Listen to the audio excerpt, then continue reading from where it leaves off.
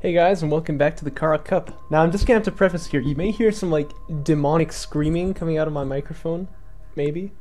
Don't worry about it, okay? It's probably just the wind. Anyway, gonna be continuing the upper bracket here. We're casting the semifinals now between myself, the sweatiest tryhard, aka Bozocow, and AGameAnx. Now, first thing you should probably notice is I'm playing Sovan here. This series I decided to take some big risks. I know I had been playing pretty well as Soban recently, so I decided I was going to try it out. This is me up here in the north. AGameAnx playing as random. Game 1 he rolls Coalition. Of course, he is going to be telling me what his faction picks are because he's a nice guy. He banned the Shallows, I banned Tight End Passage, he picked Kalash Teeth. This is a little bit risky of me. I wanted to actually play this map, but I also wanted to play Torrent Crater, which I pick for map 2. Despite my opponent playing random, of course, if he rolls Galzian or Kunef, it'll be a little tricky for me. He picks the Boneyard, which I think is a really good pick for him. Probably one of his stronger maps, one of my weaker ones. So it's looking to be a pretty good series here. I would have liked to have Firebase somewhere in the lineup, but I only had one pick, chose to pick Torrent Crater for it. Like I said, very risky, but we'll see if it pays off. Now, it's always a little awkward to try to cast yourself in games here, but, you know, I'll do my best, try not to spoil what happens, but,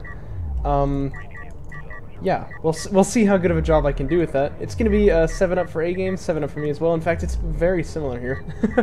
I actually cast these games, but then discovered that my my mic was off. Same with Shrike versus Discara, the other semifinal, so I might be using the fast forward feature just a little bit more than you would expect. Just because I've seen this all already. You know, I don't want to bore myself at all, but things are strangely symmetrical here in the opener. Probes getting launched even at like almost the same time, as you can see. A-game and I definitely, you know, playing the same opener here, and you can tell it's noticeable. Difference, of course, is he's Coalition, I'm Soban, so Railgun's going to be a little bit more effective for me. Carrier going to be much more effective for him. Pro takes a little bit of damage there, a smidgen, down to about 50 health. But we both see each other's fast expand, so it's no surprise there. Again, going to go up to AV Fabrication, me as well, although I seem to be taking a little bit longer at it.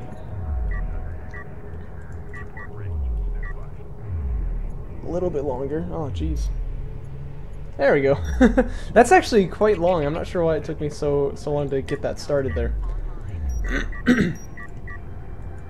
Well, in this game, something interesting is displayed.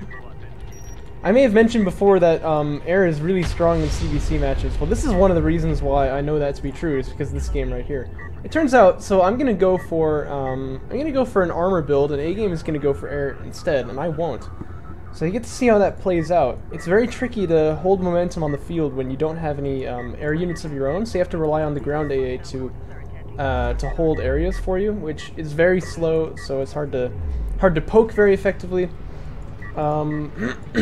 It's just, you know, it's a tricky time when you don't have air of your own. You're just kind of relying on these anti-air units.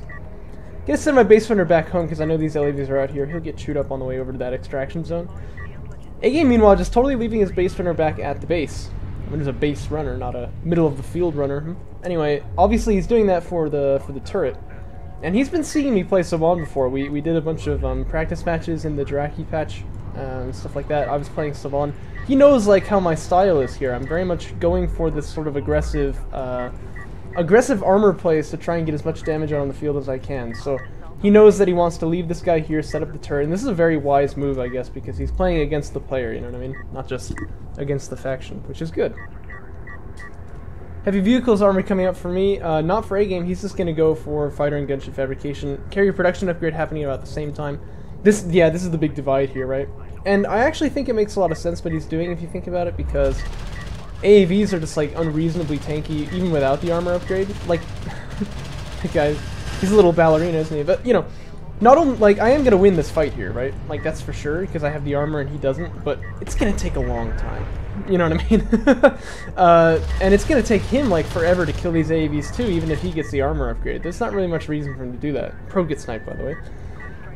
The only thing that's really going to do the damage here is the turret, which he does indeed set up from that base runner, so that's going to hold his main, and the carrier, which is also in position. He might get Powers of 1 for this, he might not, but he also has Strike Fighters on the way, and they can do some damage to these armor units as well, so he's basically saying, well, look, I have this turret to hold off the main. my AAVs are not going to do any damage to you anyway. I might as well just not even get the armor, just go straight to strike fighters here, and see if I can use that to leverage an advantage over you. Yeah, I don't know, I think it makes a lot of sense. You can see I'm teching to railguns right now. I can't even start teching to missile batteries until that's finished, unless I want to really delay myself quite a bit here. I'll get a little bit of damage here, but not too much. And now I have this big vulnerability on my main support cruiser, because I've seen these strike fighters launch here. I know that they're out. And in fact, you know, thinking about this from AGame's perspective, like, it probably makes sense, like, oh, protect my base, protect my base. Maybe he ought to just send the strike fighters out here and kill the support cruiser, you know? To be honest. I mean, do you see the armor upgrade? In fact, you see armor 2 on these guys. So there's very little chance that there's anti-air out on the field. You could maybe get away with this, you know? At any rate, AV is going to be mostly deflected here. Looks like 2 salvagers dying as well as a logistics module. Those are losses that AGame can handle. That's not going to be a huge problem for him. Going to get a little bit of damage in on that support cruiser too, which is always kind of nice, but once the smoke expires, the turret will smack that guy down. Railguns are out already, but they can't be this far forward. Certainly I know that, but I'm just kind of sending them out anyway. It's a little bit silly. I can't put down any anti-air turret posts either, because of course the space marine is still getting hounded on by that LAV. If he dropped it, it would just get killed. There's no point. He's not really in position to put one of those down. Strike fighter's being very modest here, though. Like, the thing is, these railguns are targets, sure, but this support cruiser, I think, is a much better target. That's probably what I would be going for if I were A-game here. I mean, you know, like I said, he pretty much ought to know that there's no anti-air out on the field yet. Here comes a missile battery, so there is some. There's actually 2 here. But they need to be moving out that way immediately. And that support cruiser very vulnerable here. I could maybe try putting down anti-air posts here, but it wouldn't go too well. There's AAVs out and about there.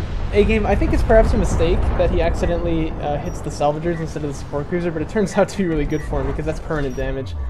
The missile batteries are here to stop the support cruiser snipe, so I'd be interested if he could put in the comments whether he did that on purpose or not, but it definitely worked out for him. Support cruiser's on the way for A-game now. I still have to kind of clamor to protect my bases here, so I can't really match the macro at this point. And from here you can see things starting to slip a little bit for me. And I think it's really just, you know, it's virtue of the fact that I have not gone for strike fighters. I want to try to hold this only using armor units, but that's a difficult proposition. I do have the upgrade advantage here. But like I said, with the AAV versus AAV fight, it's really not going to make too much of a difference. Because AAVs, you know, once you have 11 armor, which is armor 1, you're doing 1 damage per shot, and 3 damage per shot is, well, it's 3 times as much, but it's still not much.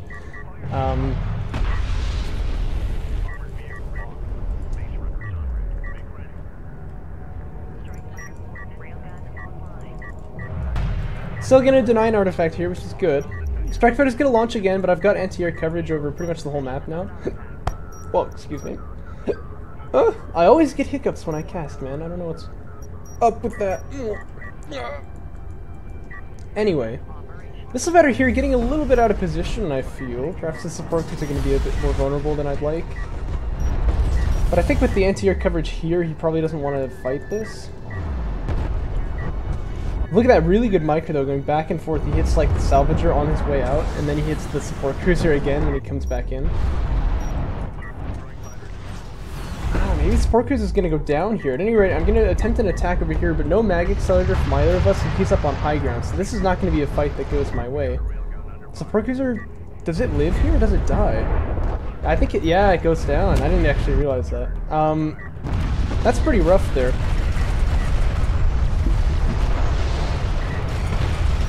And now if you watch the my screen video, you'll see that in this point here, I'm actually a little bit surprised that I lose this railgun fight.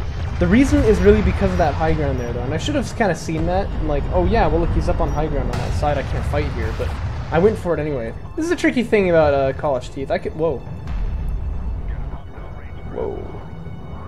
Camera being a little funky there, but no, I could maybe negate that by driving up on this hill right here, so if I stay up on that side while I attack him. But I didn't do that, you know, and so it's not really too surprising that I lost that, even though I did actually have the numbers advantage and the armor advantage too. See, armor 3 finishing for me now. Mag Accelerator's still not on the way, but he's still on armor 1. So I do actually still have the advantage in the railgun fight, but he just he was on high ground, I wasn't. It was kind of a sloppy thing to do. I guess I'll put it that way. Having lost to the support cruiser as well, that's really painful. And yeah, my army looking a little bit skeletonly now. But I can still hold for a long time here, so. There's good coverage against the strike fighters now. They actually could kind of get in here and try to do damage to the eco on that side, but it'd be risky to say the least. One thing you probably ought to do with them though is scout out if I have a third base up or not. That'd be pretty easy because they have this really big vision range. Fly them over there if there's no anti-air. Keep flying, because you want to damage the base anyway. Once you see there's no one there, you know, you head back. That'd probably be good, and he would know, like, oh yeah, I'm really ahead here. Just, you know, mass railguns, and I'm probably good.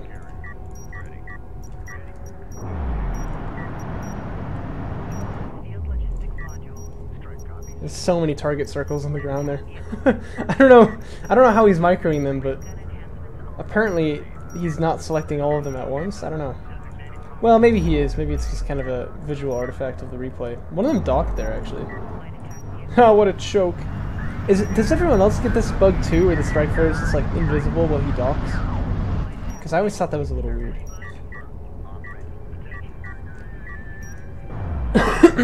Excuse me. Support cruiser's out now. That's good for me.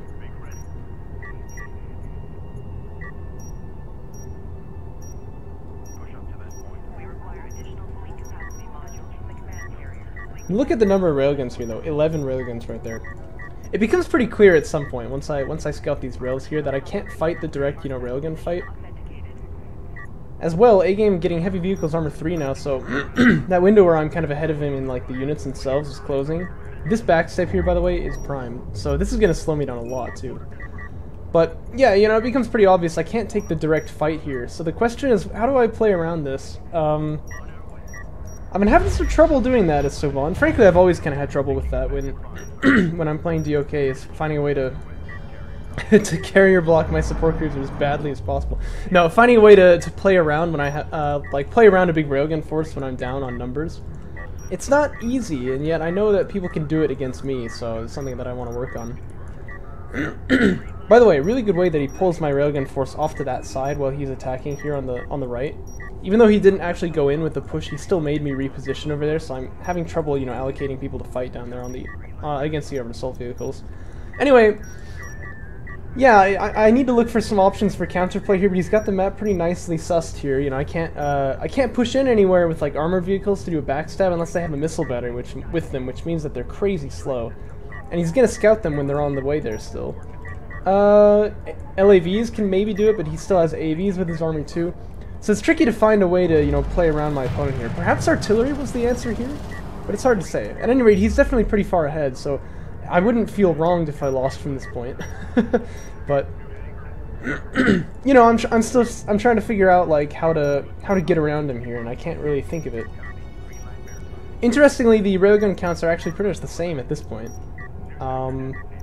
See, it's like 11 for me, and then 13 for him. Yeah, so we're pretty close. Oh, there's even like one guy chilling out over here. Sorry, I have much phlegm in my throat. Not sure exactly why. But yeah, it's tricky to figure out what to do in this position. The other thing is that like the railgun counts are pretty similar here, but he is also taking power reserves, which I can't really do from my carrier because I'm Soban, right? Did I mention that it's useless? So, which it is.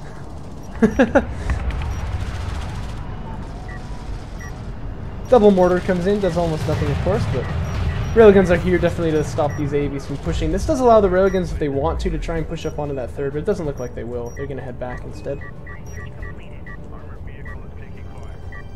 You can see I'm getting the assault pack for the LAVs now. This is my idea of trying to do counterplay, is maybe do tech switch into LAVs here instead of AAVs, see if I can use that to hold my opponent off. By the way, this is just going on way too long. Like, this is a really big mistake for me that I allow this this attack to continue for as long as I do. But yeah, I'm kind of leaving everything so bunched up here, it's hard to tell what's there, but yeah, there's like 7 LAVs now, right? So, taking up LAVs here, trying to see if I can get something done with them. I can't really go where that carrier is because of the power, right? That's going to be a problem for me. I can try to backstab on the bases there. That's what I'm going to attempt to do here now with these LAVs, but there are AVs like right in the perfect position there on this corridor here. That's actually really smart of him. He's actually beginning to move them off, you can see. But they're pretty close to that position, so they're going to be able to slow down these LAVs when they try to push in. So you can see I'm visible here. He's just going to turn around. And then the carrier can still fight them from this range as well, and the strike fighters can too. So the attempt here is clearly just to like push right in with the LAVs and see if I can damage the economies, like the main and stuff. But they don't make it very far, to say the least here. I guess I was underestimating how much ability he had to stop these guys. But at this point, the game is pretty much over. I still have a really big railgun count here, so we can have a big fight. But that's a really big investment that just didn't go anywhere for me. I'll speed it up a little bit here. So here I come. This actually was looking like a pretty good fight for me because I have high ground here as well. So I thought, you know, for sure this ends well for me. I think perhaps it's the carrier contributing to this fight though, especially with like a lot of AoE going on, but he is actually going to take this railgun fight here.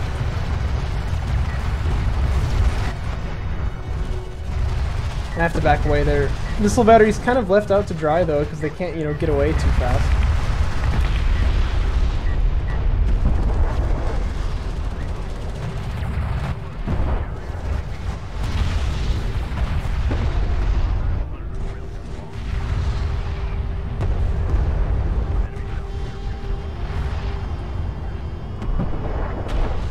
And there you have it. The railgun count now, of course, really looking bad for me. It's like 11 to what? 11 to 8. So, I mean, it's not actually like as bad as it could be, but it's still a pretty good sign that this game's pretty much over at this point. I tried my attempt at counterplay, it didn't work. We tried the rail fight, I lost it.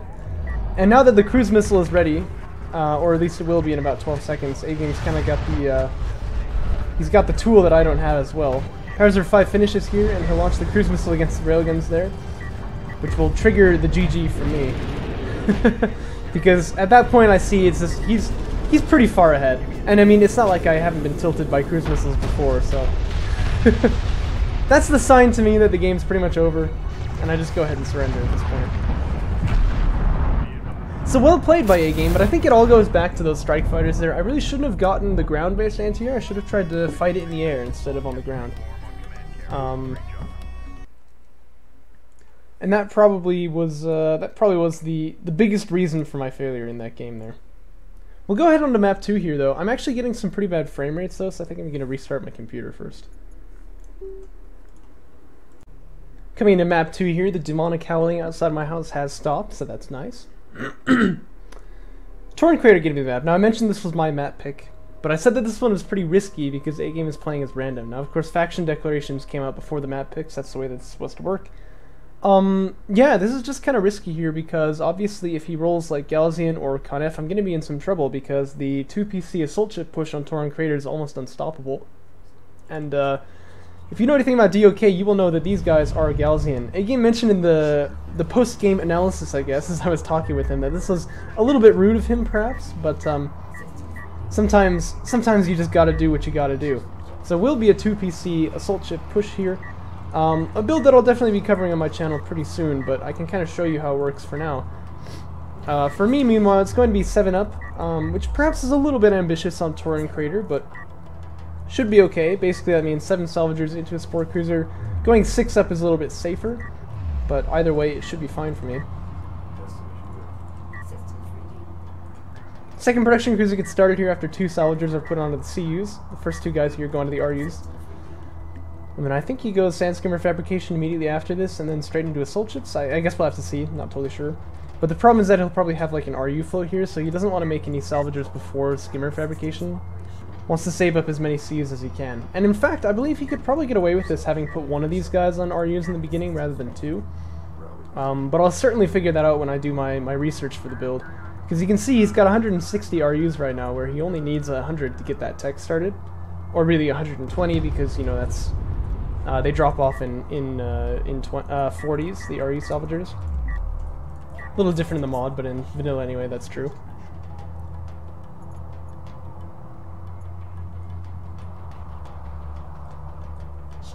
Yeah, once Sandscreamer fabrication finishes here, production cruiser's on his way, so assault ship fabrication can get started.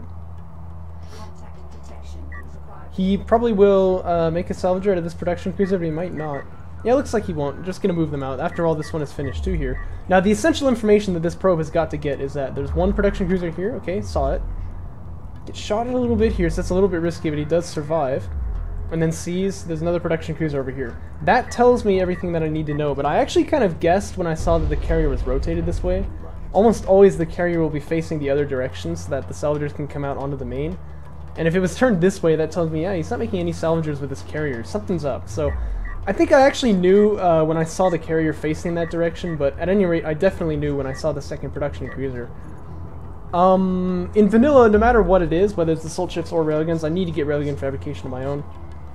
If it's assault ships in the Jirachi patch, you can actually go for AAVs and be completely fine here. God Hates Weaves knows that. There's a story there. He actually beat me on one of our ladder games in Torrent Crater when I tried to 2PC assault ship push, but I didn't realize that like assault ships are kind of trash against. Well, I knew that they don't work against AAVs in that same way, but I didn't realize just how bad it would be. So he actually like beat me there in kind of stunning fashion. I was like, whoa, I won't try this again. But see, that's kind of essential because if this kind of rush build is possible, there's no way for two equally skilled players to have like a fair match on Touring Freighter this way. And that I think is perhaps about to be exhibited in this game right here. Sorry, I don't mean to spoil things like this, but you know, you'll see. It's really hard to hold this kind of stuff off. I think I make a really good attempt at it though. Base runner is here ready to put down a targeting jammer. Railguns are in position. Question is, like, should I try to hold it from this point maybe? If I was Coalition, perhaps, you know, set down a turret on this little lump here, and then try to hold it from there. Maybe you could get away with it, but you can't do that as Soban. I mean, that's even harder. They, of course, have no turret from that base runner. Salvager's gonna start getting hit here. I can't just let that happen, but I do have railguns in position, so this assault ship gonna have to back away. The real reason why this is so hard to hold for me is because these assault ships just can't be killed, seemingly. And you can see A-Game already backing away with the production cruisers. He only has like 4 assault ships, but I have to make, you know, a lot of railguns to try to hold this off. And I can't, I don't know, I can't really, by the way, this is a bit of a choke losing a railgun like that. Targeting jammer should have come out earlier. But I can't get rid of these assault ships fast enough to stop, like, to, you know, get on equal economic footing with my opponent here.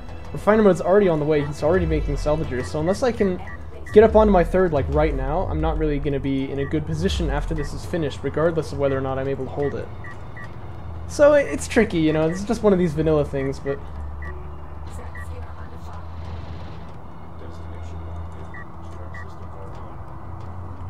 Assault ship's still kind of sharking around here, tricky to deal with him, of course. There's one also watching my third to see when I get up onto that. See his position there behind the dune as well, very nice. Mag Accelerator is on the way for me. I finally decide, like, I need Mag Accelerator to, like, hold these guys off. That's usually a bad sign, though. But I need to get the kills on these things, because the longer they sit here, the longer I'm not going to be able to expand onto my third.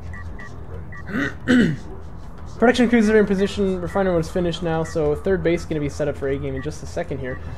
You often see me play this kind of a game, too, but, the difference is that I back away without units still here on the front. Usually I let them all die, because it's me.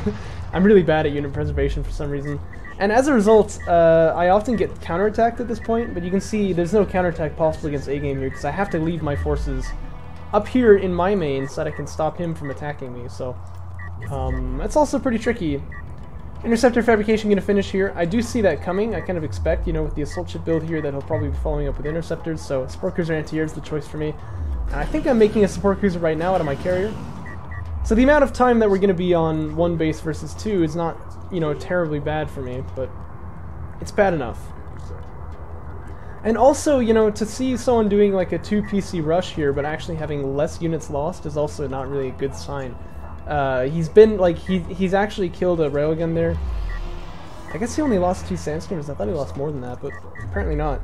So, you know, he's been pretty good about preserving these rushing units here too, which allows the pressure to stay on for so much longer.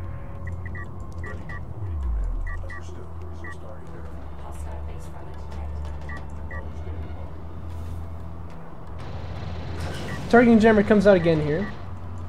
I'm just not at all interested in letting him kill any salvagers here.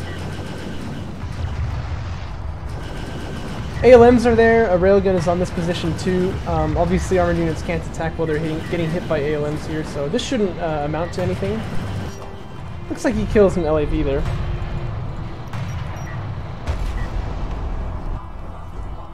I think I'm going to let the LAV stick around to kill off the assault ship right here. Interceptor is going to launch already, but I do have support cruiser anti-air finished. When they come in to get this railgun here, they should die to the support cruiser. Yeah, there goes one of them. So they probably know they ought to get out of there now. Maybe going to lose a second? No, second is fine. And these assault ships are finally cleared out. Sandscammer rating coming up for A-game, but he'll go for railgun. Yep, right then. I was about to say pretty soon, but yeah, you see it. No afterburner, so he's clearly not committing too hard into these air units. He's really just kind of using them for like the mid-game to try and do some pressure on me. But I do have anti-air on all three of the positions. Normally as Soban, I wouldn't want to make another support cruiser here. I feel like my carry is not really worth too much in the front line, so I'm actually kind of okay with leaving him, you know, holding one of the bases. But I feel like if I have support cruiser anti-air, which is the much more defensive option, I can't really do that. Like, he has to be, how do I say, I have to have anti-air on all of my bases, so. One interceptor gonna get sniped here, it's nice for me. So I've killed two of those guys already. Check out the units lost tab. Now A-game actually falling behind there. But if we could see resources mined, which we can't without quitting the game, I don't really want to do that, but you just have to trust me. It's definitely in my favor here. Or sorry, in his favor here. He's been mining so long now, so. Off of 3 base, right?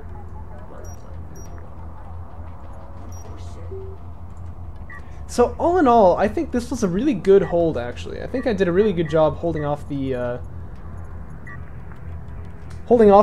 two production cruiser assault ship push there, but I still just end up behind. It's really hard to have like an even game when you do that.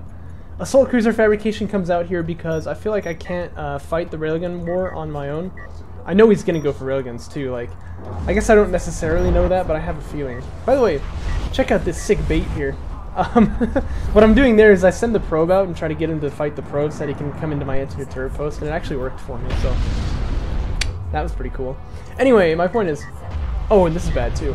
I don't feel like I can take a railgun fight with him at this point, because these sandskimmers could all have been railguns. That's actually what I was expecting. This is a little bit of a surprise for me.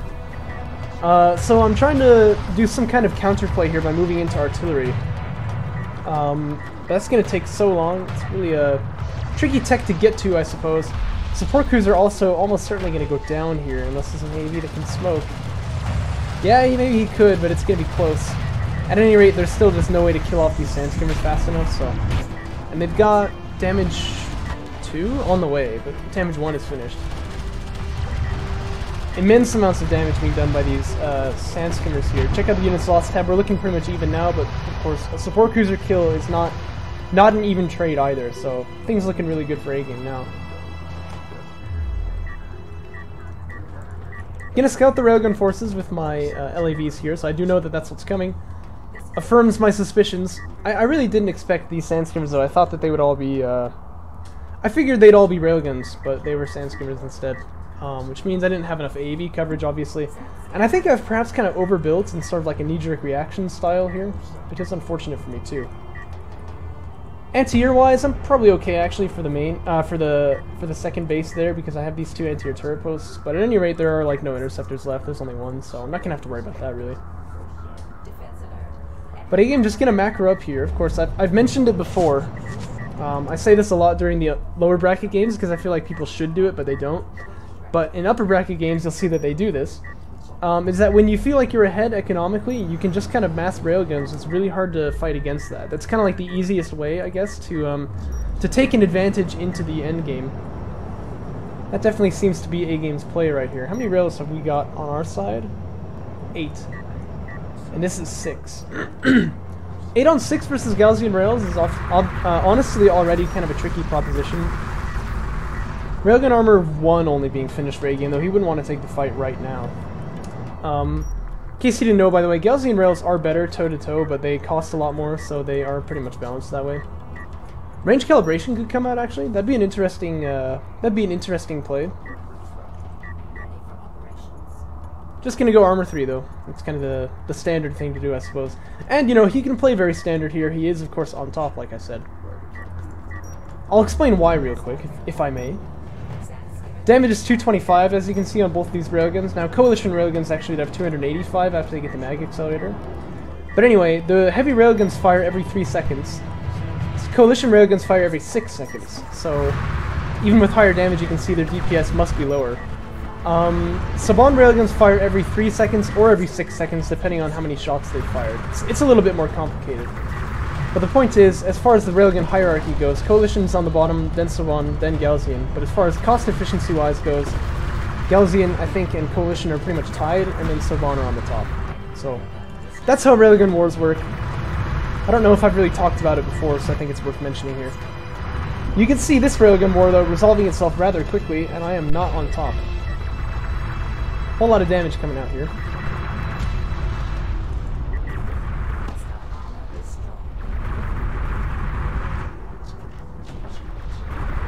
Railguns just love to target salvagers, don't they? Well, I imagine an artillery cruiser is on the way just about now for me. Pretty sure, anyways. Targeting jammer comes out from the base runner, which is a nice touch, but I don't really have anything to capitalize on with it. This is actually something that can really be nasty when you're playing against Soban, but we don't see it too often. You can see the attempt is there for me.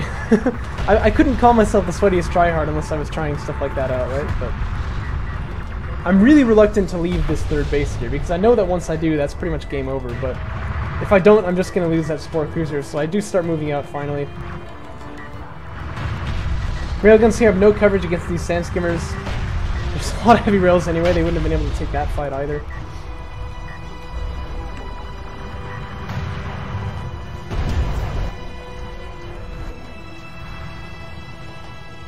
And the main base is relinquished. Not good for me, obviously, not good. Let's talk about mine outs. Still like 3,000 Cs left. Yeah, okay, so that's definitely a really big hit.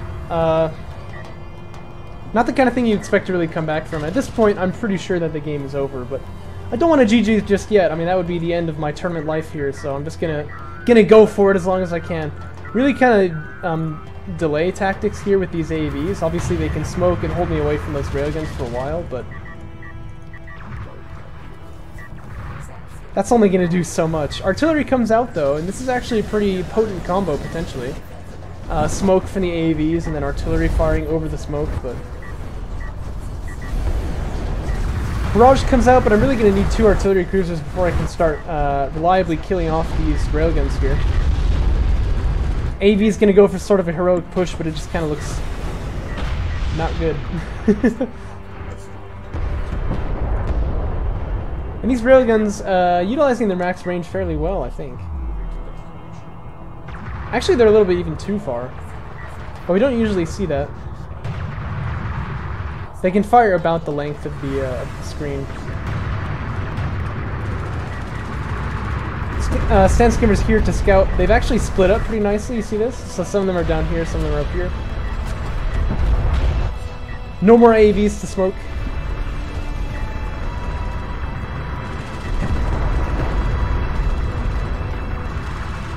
And this artillery cruiser is actually visible, apparently. I think it's because the unit is just really tall, they can see him from over those dunes there.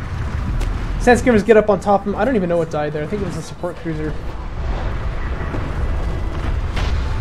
But at this point, A-Game has finally broken through the lines. There's really nothing I can do to stop him here. Carrier not going to be very effective, of course, because did I mention? It's useless. And I choose to surrender before my artillery can die. Won't give him the pleasure of killing them. But that is the game. So, A-Game takes the series 2-0. I was a little disappointed with that because I really felt like I could have played better. It was pretty risky to pick Torrent Creator for Game 2, but Game 1 I really I feel like I sort of threw it in the early game there, you know what I mean? Not like I was ahead ever, but more like I didn't have to fall that far behind. But it was a good series. Hope you guys enjoyed it too, and I'll catch you for the next semifinals between Descara and Shrike.